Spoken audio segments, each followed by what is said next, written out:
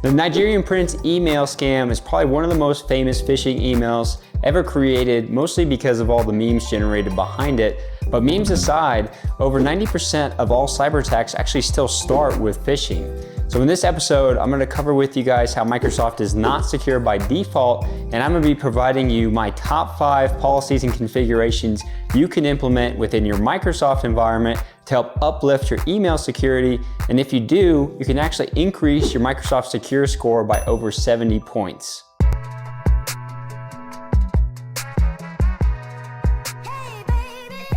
Before we dive in, for those of you that don't know me, my name's Nick. I'm a Microsoft MVP. I've been creating content here around Microsoft 365 and the MSP space for the better half of a decade. At the highest layer, phishing is really just an attacker trying to trick a user into sharing some type of sensitive information. That may be on wide spectrums as far as the level of sophistication behind the attack. It may just be them trying to impersonate another user and get information directly in email. In other cases, it might be them giving a malicious link to go to a fake website that looks like maybe your banking website where you put in your credentials and the attacker can harvest them to do further damage. So there's a wide variety there, but I think fundamentally I wanted to go through 4 different aspects of what make up a core phishing email so that we understand how to maximize the security protections that we're putting into place in Microsoft 365.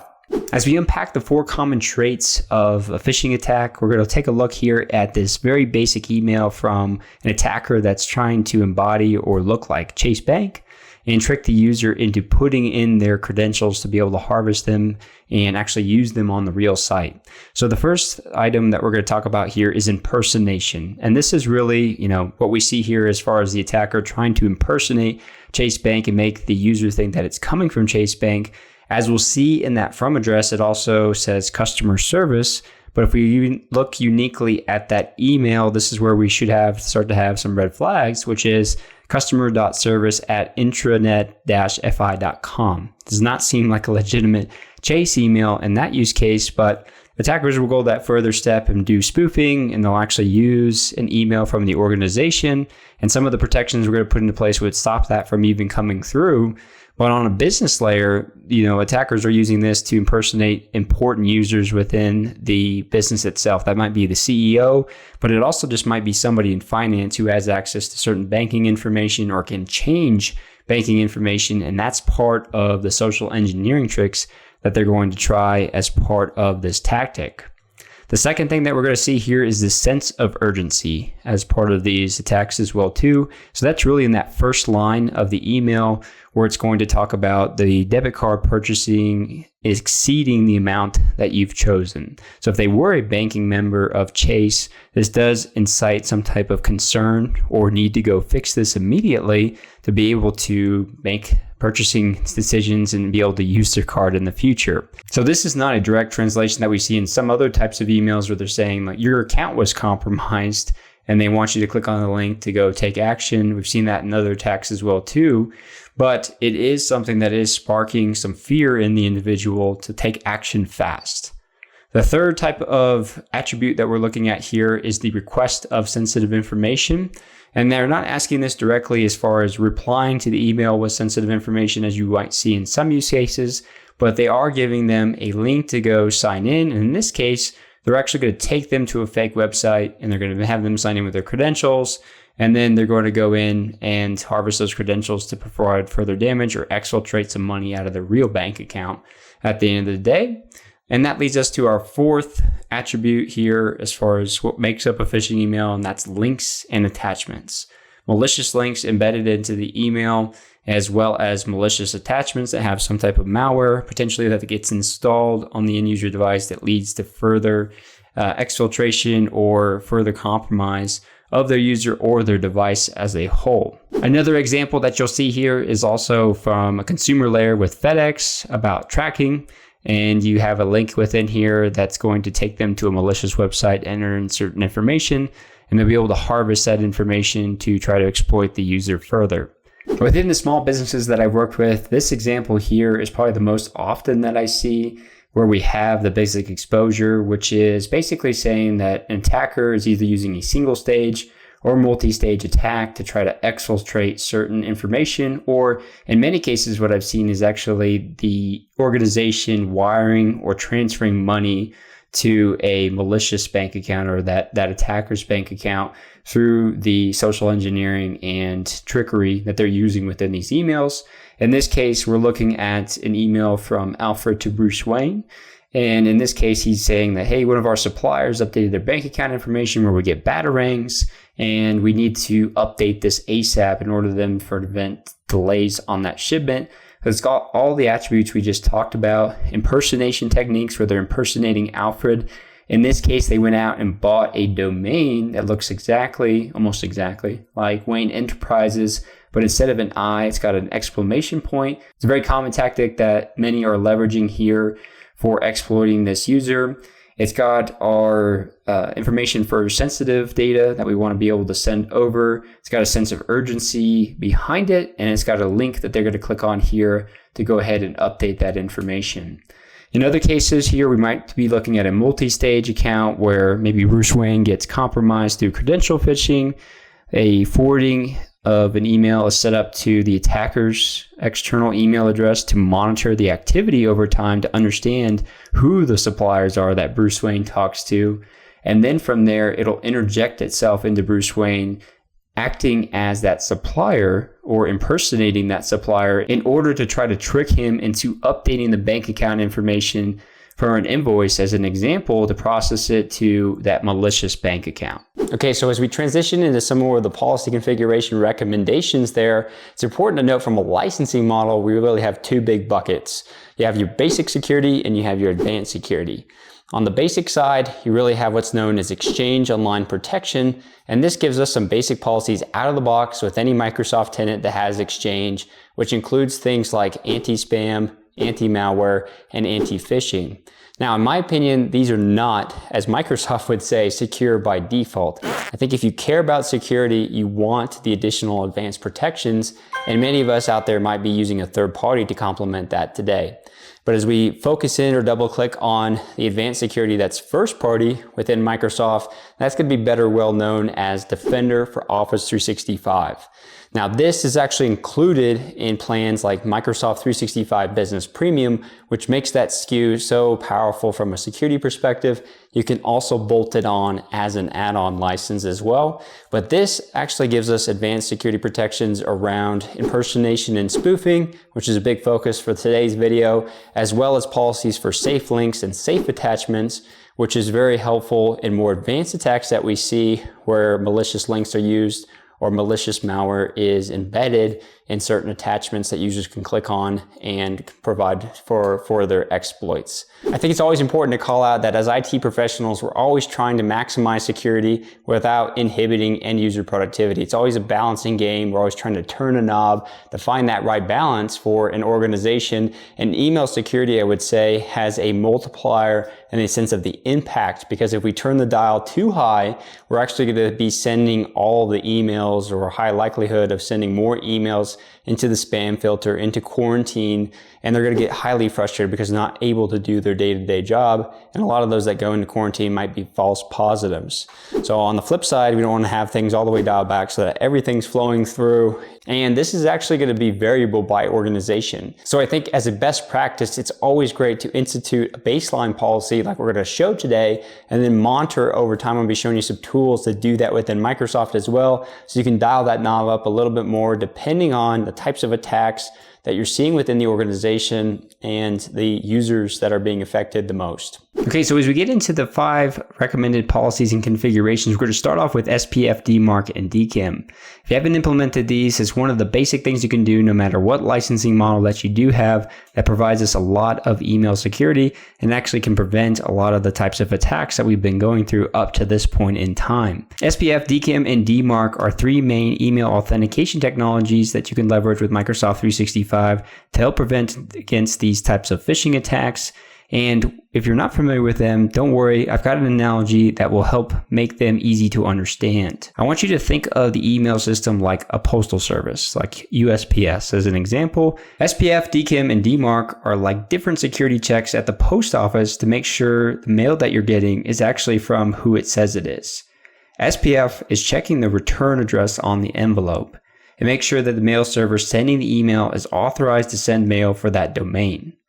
DKIM is sealing the envelope with a unique stamp. It proves that the email hasn't been tampered with during transit. DMARC is like the postmaster who decides what to do with the email if SPF or DMARC checks fail, which is either quarantining that email, rejecting it, or letting it go through, which is the none setting that you would see as you would begin to set that up. So within our example previously here, if we did have something like SPF, DMARC, and DKIM set up, this would actually fail certain checks and would actually have been either quarantined or rejected if we had that setting set up with DMARC, and this email would have never even come through to Bruce Wayne. Most of us have at least SPF set up within our account because we're told to do so when we set up a default domain within Microsoft. But you'll see this is the SPF setting we would add to our DNS settings. DKIM and DMARC are additional settings you would need to set up with your domain, but within the email and collaboration section of the security portal within Microsoft, you can go under policies and rules here under threat policies. And here you'll be able to see a setting that says email authentication settings. And you'll click up on DKIM on the top of this page to be able to access the DKIM settings and turn this on if it's not already. And you do get the validation as far as the host names that you'll need to add into your DNS provider that will look up and use this for the signature that it's going to use for DKIM. And you can periodically, you should be periodically rotating your DKIM keys, which is beyond the scope of this video, but I'll link some helpful articles for all of these settings within the blog post that I'll supplement as part of this video. The next control we're going to take a look at is the anti-phishing policy within here. And keep in mind that we're going to be dealing with settings that involve the Defender for Office licensing as part of this, because that's where we get more of our advanced protections. But within the Security Admin Center here, you'd be able to go under the policies and rules and under threat policies. I think it's important to call out that there is these preset policies that is in Microsoft, and it's my personal preference. I do not ever use these. The built-in protection to me is way too weak. And then these standard and strict protections are nice. They definitely implement some more of automation within our environment to spin up some of the policies I'm about to show you in the next couple minutes here. But my problem with them is that they don't give us much flexibility to tune them even further or tune off other settings. When we create these, they're pretty much set in stone where we can't edit them further for deviation. So it's nice in the sense of the setup, but for me, I like to have more control. So I never really turn these on within the tenant. I also don't turn them on because you have this precedence layers that get into play where strict protection takes precedence over everything. And if you wanted to scope that down further, it gets complicated, I would say, just from the administrative overhead, and maintain the defaults or create my own policies within each of these sections. But if we go into the anti-phishing section here and we click on the anti-phishing default policy, there's some of these protection settings that you'll want to configure. And this, I would say, is where a lot of our secure score improvement is going to come from, because a lot of the secure score recommendations are not on by default within this policy. The first one here is the phishing email threshold. This is something that you want to turn to 2 or above. I'd recommend starting with 2, not going into 3 or 4. That's where you get a lot of false positives going into play. It is something that you could fine tune over time if you're seeing that mail is still getting to the users. We're not having much problem with things being quarantined and all of that. But if it is something that you have to address later, you could always dial it back as well. But I like to set it at 2 just to start off with here. You want to enable users to protect. This could be your executive team. That would be your high profile users that if they got compromised or they're being impersonated, they're going to be causing some more severe ripple effects within the organization for what they could do for their influence, of asking other users and tricking other users to do other things. The same thing would be true, though, for your finance department, as an example, where they have access into your downstream bank accounts. They interact with your suppliers, where they're sending money. That is also some users that I would protect within the organization. Domains to protect, always include the domains that you own as part of this. You could include any custom domains, and then you could add trusted senders and domains down here as well too. Maybe it's suppliers you work with frequently. You want to turn on mailbox intelligence. This is more of the AI behind what Microsoft is doing to basically identify the users that the users in the organization are interacting with the most, whether that's internally or externally, to help them identify, the anomalies, the impersonation attempts that occur. And that leads into the impersonation protection as well too. And that gets into the granularity of each individual user's sender map that they have interacted with over time. And then you can incorporate spoof intelligence, which is also helpful as well too for senders who are spoofing domains. And you can have a tenant allow list or block list. There's definitely, approved types of spoofing that would go on, or healthy types of spoofing, such as a Mailchimp, for instance, that is used to send out marketing campaigns, a CRM tool, very familiar or very similar in that nature, where you'd want to be spoofing your own domain to be able to mass push out marketing content. And that's something that you configure another DNS record for so that it doesn't get caught within these filters as well too. So if we go ahead and save this, these are the protection settings that I recommend there.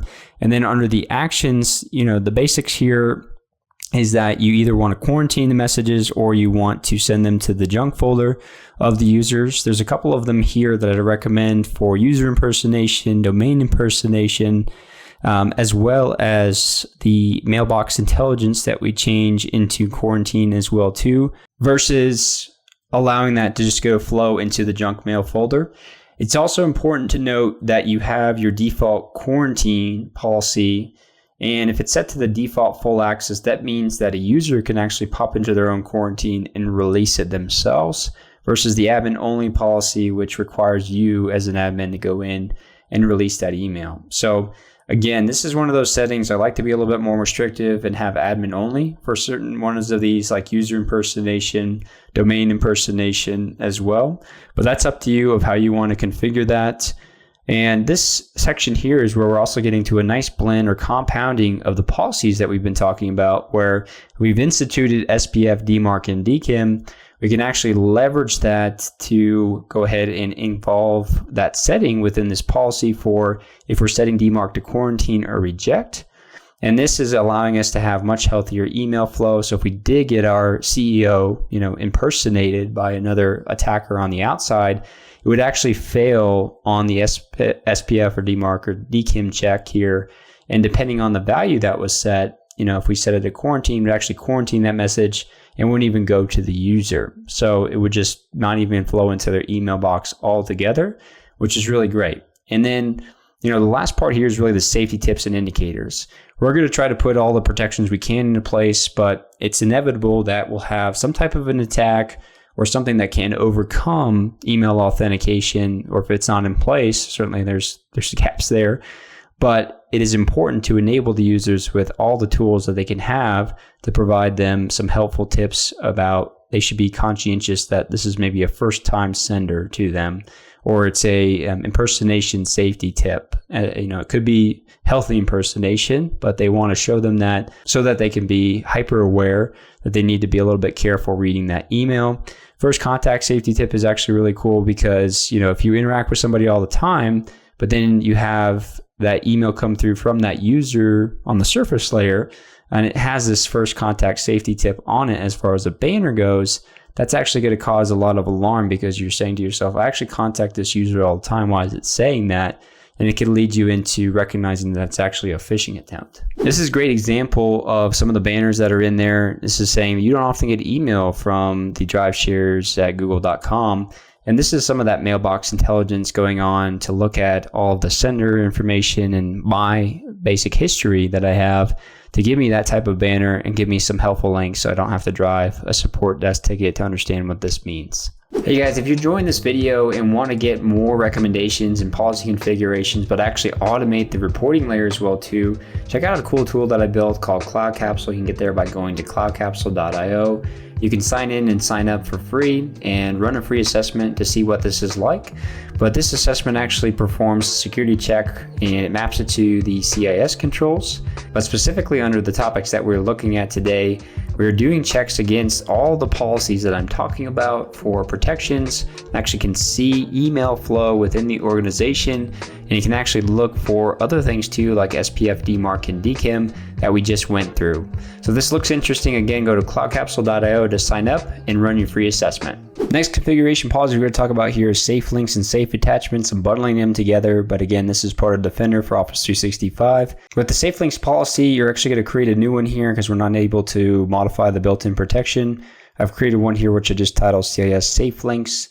And within here for the users and domains, I think for these policies, 99% of the time in SMB, you could include the domain itself versus individual recipients and multiple policies.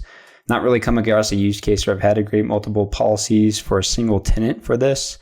But within here, there's a couple things that you want to do. You want to make sure that all of these settings are on for applying safe links to email messages, real-time URL scanning, wait for it to be complete before delivering the message.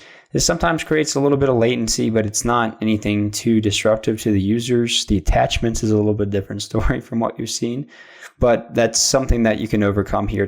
We're not talking about hours of latency or anything like that.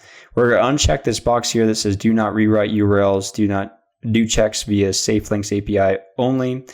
And then we're going to turn on the Teams and Office apps. If you have something being caught in here, maybe what I've seen the most, I think, is from your VoIP provider sending links to voicemail messages and those URLs being caught as potentially suspicious and blocked. So that's something that you could add in here as far as URLs that would come through. And then you can track the user clicks. You do not want to let users click through the original URL, even, that giving them flexibility. It's also opening you up. And then you can display your organizational branding on notification warning pages. Just something that is nice to have as far as those additional settings there goes for this. And then within the safe attachments policy, if we go back to threat policies and go to safe attachments here, we're going to click on the global settings here first, and we're going to make sure that we've turned on Defender for Office 365 for SharePoint, OneDrive, and Microsoft Teams. This is additional setting that you can have for E5 users. And then within here, we're going to actually create another policy. I'm going to call this CIS Safe Attachments. We're going to click Next. We're going to add our domain here.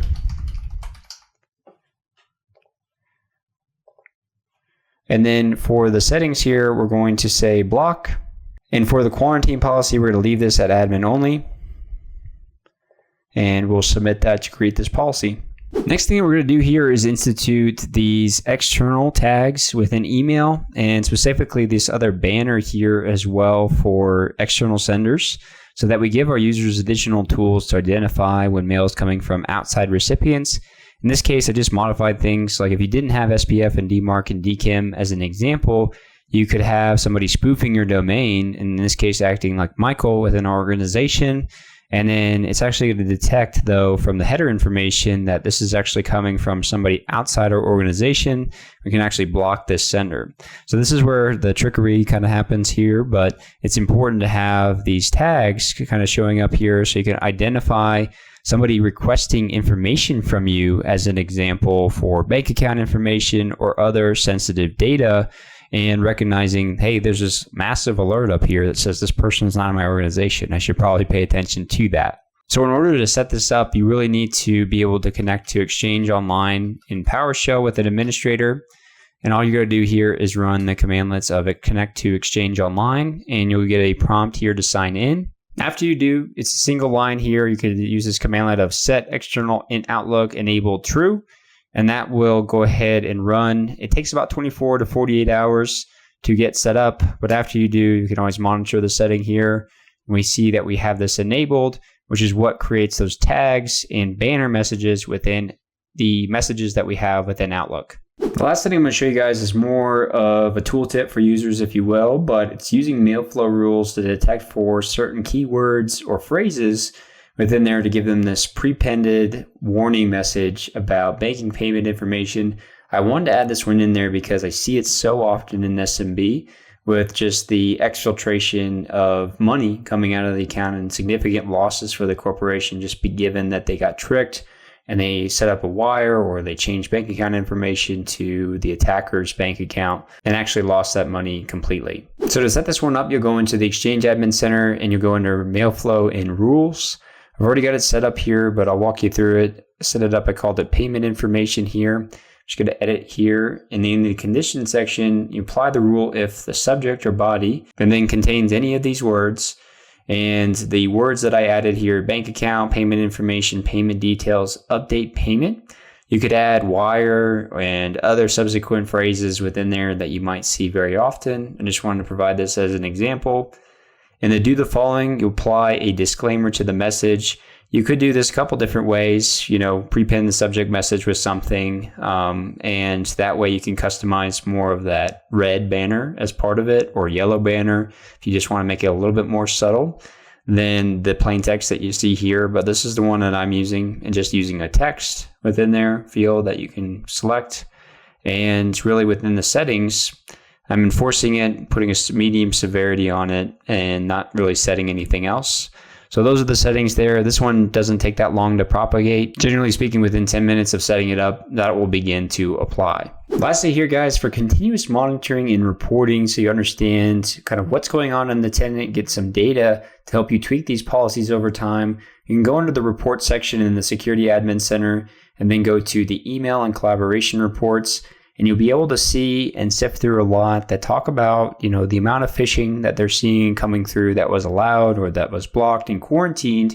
Over time, you can actually view those individual messages through there, and you can actually see all the spoof detections as well too that came through that either passed or that failed and were trapped there because of the policies that you had put into place as well too. Getting in depth here is beyond the scope of this video, but this is where I go today to monitor what's going on in the tenant, so identify what settings I should tweak or dial back if there's a lot of false positives going on. And the same thing is true obviously within the review section, and reviewing all the quarantine email and basically seeing if your technicians have been working on this, as an example from the help desk perspective, seeing what was blocked, what was quarantined, and identifying how many false positives, what's the rate, the percentage of false positives that we're having to release, because that can give you a good indicator about the frustration level at the customer side, but maybe where you should dial things back at the same time too. Okay guys, that's everything I had for you today. Definitely comment below with any questions you had about what we went through and what you're doing today to help protect your email within your Microsoft environment. And be sure to check out Cloud Capsule if you want to run a free assessment for security against your Microsoft tenant. If you like this video, definitely check out a past video that I built here on a framework that'll help uplift the cybersecurity in your organization. I'll see you guys next week.